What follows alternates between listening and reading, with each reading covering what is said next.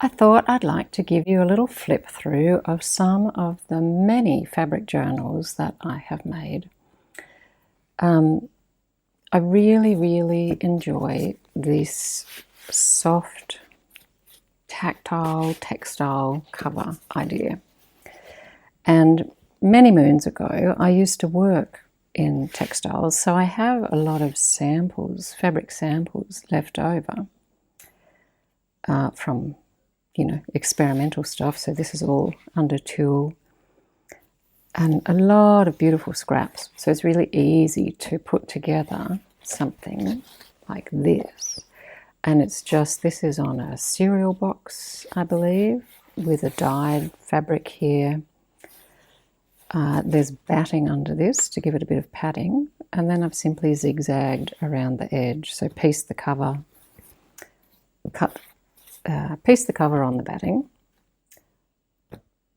laid that onto the cardboard, put the lining here, and then zigzagged. This one couldn't be simpler. This is actually removable signatures, which I really like. When I really like the cover, I want to be able to reuse it. So this is some hand-dyed silk from, again, many, many moons ago. And these can all slip out. So you can take individual pages out, you can add, you can remove. So it has 2 signatures and done in the traveller's notebook style with just this 2 holes at top and bottom and the binding inside. And then that was my elbow.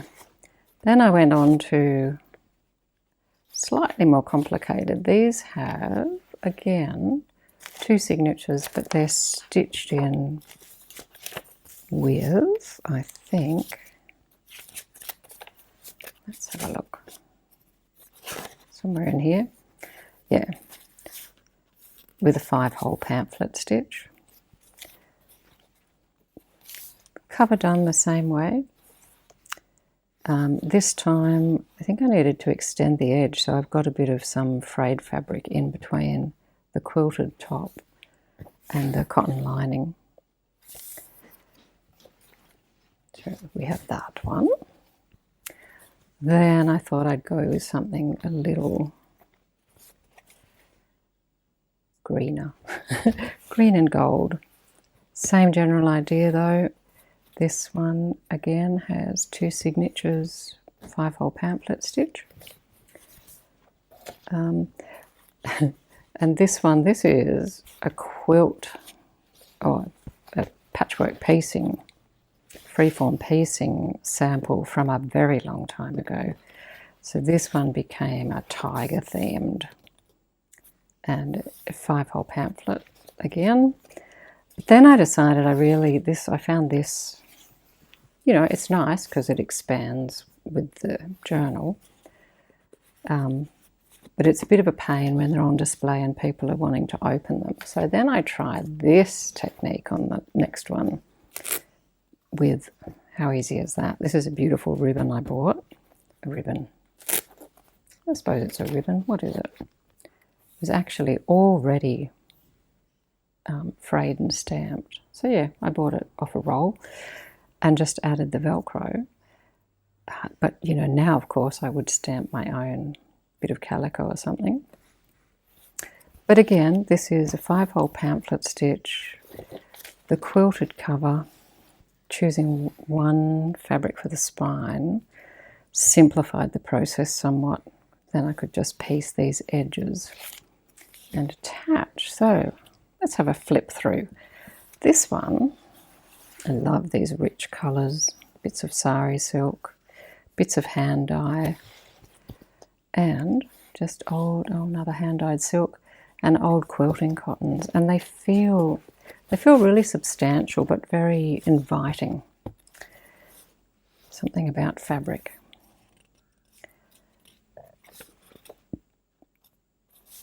So these printed digitals, the paper was quite thin and bled through, so I've attached, this was some very thin wrapping paper, and a bit of torn shibori paper.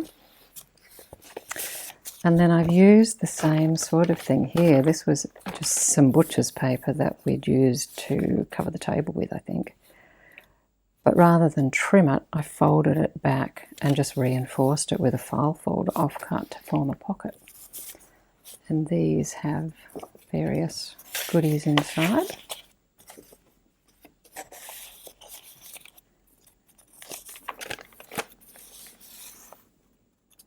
Oh, this is a napkin ironed to some freezer paper, which makes a beautiful little booklet. Here is one of my little watercolour experiments. I'm very excited. I've just signed up for a watercolour class. Not so much a class as I guess, playing with granulation and ink and mixed media, so that starts next week. I'm hoping it gets me back into more painting because I do love it. I really, really love it. That was a paste paper on an atlas. Always the cute little waterfalls. This was shibori butcher's paper. Oh, I think maybe that is a pocket. Love making these little folded edge tucks with scrap to reinforce a thin bit of paper and to give you a pocket. Here's an envelope with some extra papers inside. Oh, I inked some of these. This is one of these cute little tags with hidden writing space made from scraps. Use the scraps, use the scraps. Bit of embossed card. Oh, a little envelope flip here with a little booklet in it.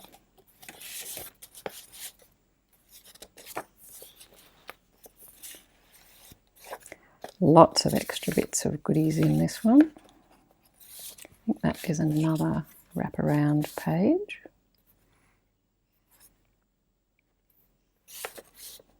Whenever I see something like this, it's like, oh, that's right, I have a tin of die cuts. I should really get them out and use them more often.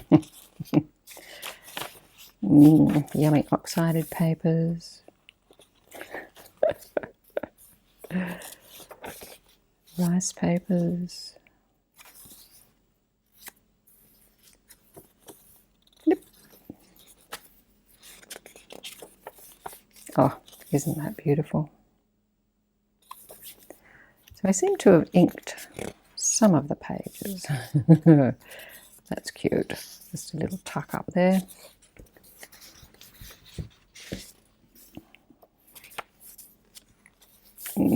Delicious. Another tuck. Another little tag idea. I love making these. Isn't that cute? Just a folded piece of paper. And then snip, snip, and you've got an opening tag with, you guessed it, lots of extra writing space. These are cute too. What to do with your 12 by 12s. Turn them into pages with folds. Ooh, and one of these nice gatefold images. I think I just love the contrast of the purple and the turquoise.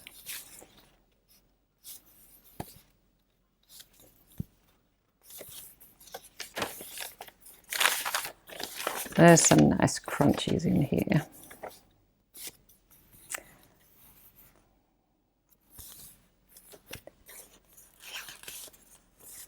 So we've got a bit of an owl, mushroom and plants.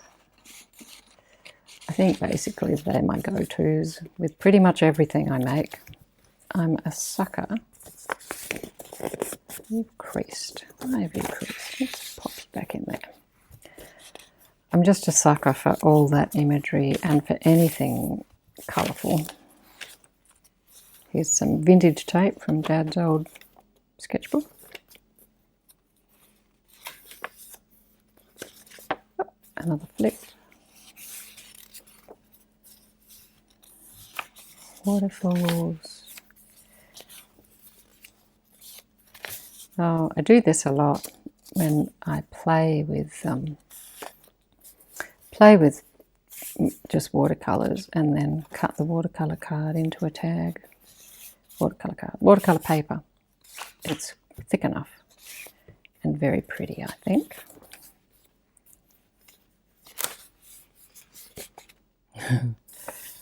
I think this was leaning on a piece of red paper when it was drying after being dyed. It's gone rather violent. Ooh. Another bit of the shiboried tissue.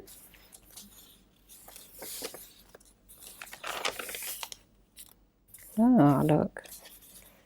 He's attached with a brad. That's another thing I often forget to use. You can write your secrets underneath.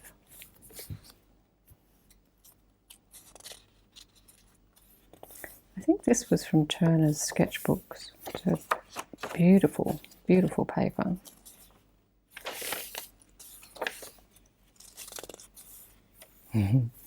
Keeping all these lovely little sketched images from from some book. Can't remember which.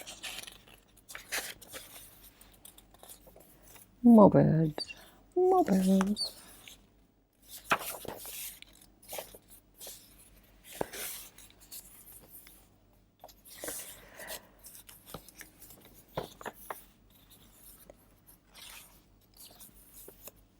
Isn't it lovely just having, like, every page is rich and different?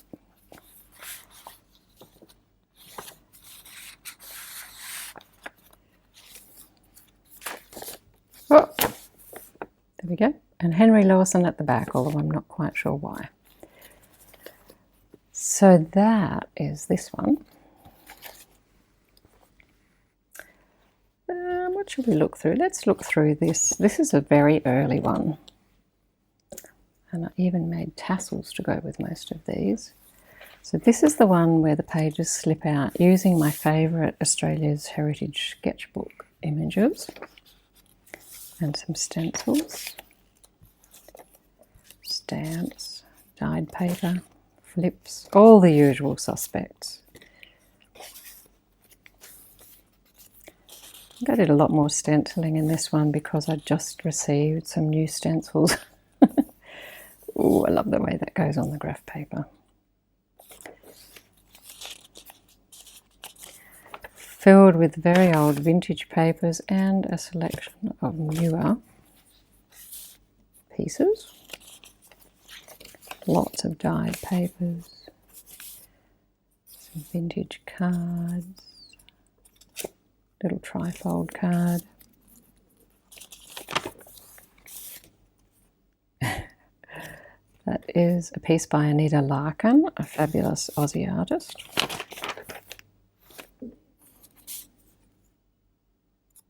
An idea I found on Pinterest. Great way to use scraps. Whoops.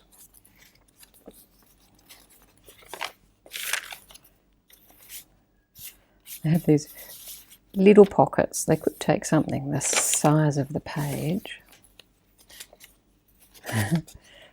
Little flip. I think I was covering a tear on this side and decided to just leave that because I liked the addition it made to the page. Beautiful old map with the wind. Oh, and this was a napkin on top of book page to form some belly bands. A little dyed paper booklet inside. And again, everything in here can be removed, replaced, added to. I love these little, this is a punch that my cousin gave me. Thought she was rather beautiful.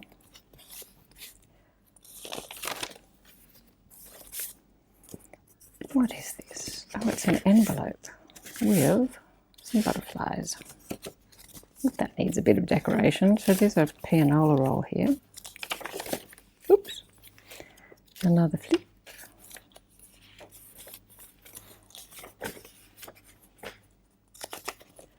Another flip. Doesn't matter how many of those I use, I always have more because I love making them. And as we know, you never get to the bottom of your scrap pile. Here's all sorts of tickets in this. Ooh, get in there. Get in there. Another trifold, a wraparound pocket with another little tag, waterfall, and then I think the second signature will pretty much follow along the same lines, even down to a similar tag, flip outs, curly pianola roll. This one's not quite as bad as the other one. Little vintage bits and pieces. Oh, that's kind of cute. Forgot all about it. Another little trifold in there. A very skinny waterfall. Another bit of this lovely graph paper resist thing that it does. That's another flip out.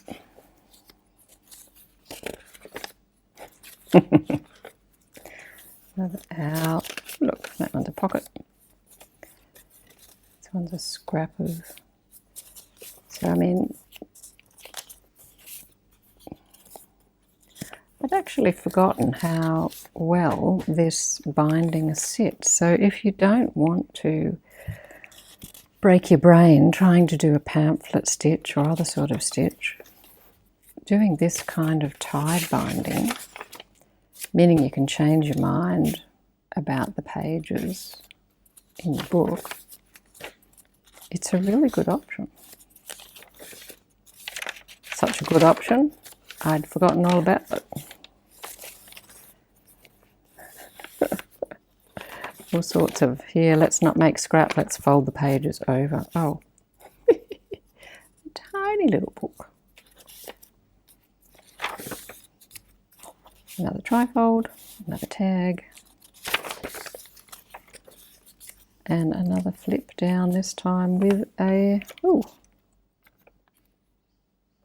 I don't know, some sort of marsupial rat, I'm guessing.